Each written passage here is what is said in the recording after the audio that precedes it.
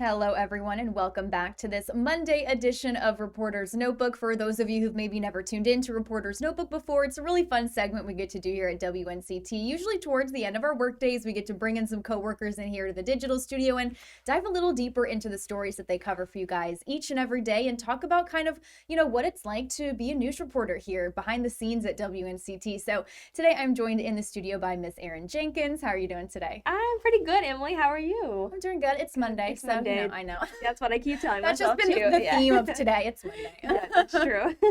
Well, it's some beautiful weather It is. outside, and you were doing a story that, we've been continuously covering over the past months, as we kind of always do during this time of the year, but gas prices has, especially been talked about because of the, ongoing invasion of Ukraine from Russia. So talk to us about what you're discovering today with these gas prices. Are they getting better? Are they getting worse? Are we kind of going to ride this train out for a little bit longer? Yeah, so actually, I don't if you're driving around Greenville or anywhere in Eastern North Carolina, you probably noticed down a few cents, not much. Normally, kind of like what I've been seeing is $3.99, $3.92, somewhere in there. So they are kind of decreasing a little bit, which does provide a little bit of relief, if nothing else. I did talk to a spokesperson with the AAA who says that's kind of attributed to the decrease in the price of oil right now, because what you put in your car is 50% oil.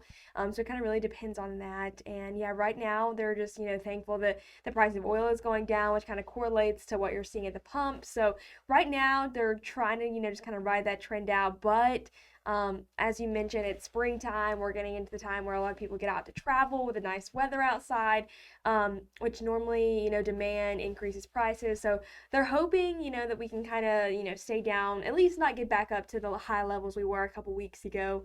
But yeah, right now just kind of keeping an eye on it and hoping for the best. Absolutely. And I think this is, a lot of people are going to be pretty excited to hear that, prices are going to kind of start declining a little bit. We're going to see those, not that pain at the pump, as we like to say, that we've been seeing for the last couple of weeks. But I think this is such an important story to do because, again, this has been, such a huge topic, a headline of conversation over the past couple of weeks and really months with the ongoing invasion of Ukraine. So I think this is great. I mean, news, obviously. And it impacts us every single day because, obviously we all need gas. It's just something you have to do, in my opinion.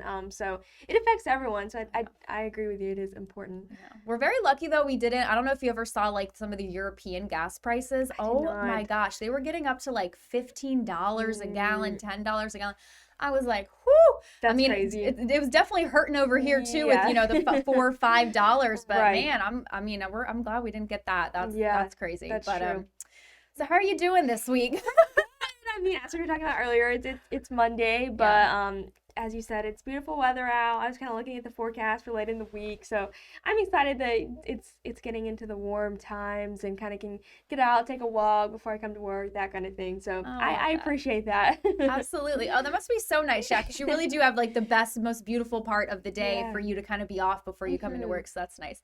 And I think people might be interested to know, Erin, since you are one of our night side reporters, you come in around 2:00 to start your day, where do you find the time to kind of come up with story ideas? Do you do it kind of late at night or early into the morning? Do you do it right before coming into work? How do you kind of balance that out, being a night side reporter? Yeah, that's kind of something I guess I've struggled with as a night side reporter, just because, I kind of do get a break a little bit from the time I wake up till 2:00 in the afternoon, which, is busy with, like I said, walks or, I try and be productive in the mornings. But, sometimes, especially like this morning, I do kind of find myself struggling, like, I'm spending a lot of time out of work too, just like, coming up with story ideas. So I've kind of been finding like that work-life balance, but a lot of times I do at least just like take an hour of my morning to check social media, kind of see what's gone on the night before, to see if there's anything new, so I can kind of come into work with some fresh ideas and kind of see what we're going to cover for the day. So that's something that I kind of do struggle with every now and then, just kind of taking the time to look for stories, but I guess it's just something we all do. Oh yeah, hey, I'm right there with you. Sometimes it is a struggle because we really do, so we're kind of circulating social media pages throughout our week. We're, driving around town, and if we spot a sign or something going on, we're like, oh, let me bank that in my brain for later kind of thing. So it is really like an ongoing process of finding story ideas every kind of day, every hour, every minute, kind of looking for things. So I think that's really interesting. Yeah. To kind of break that down. Yeah, Well, definitely. thanks so much, Erin, for taking the time out of your day, because I know you got to get right back to work and get to working on your story and getting that finished up for the night. So thank you so much for taking the time out of your workday to talk with us about this. Of course, Erin's story and more information will be on our website, WNCT.com. I'll link that below. You guys can check that out as well. But thank you again, Erin, and thank you guys for watching another edition of Reporter's Notebook, and we'll see you next time.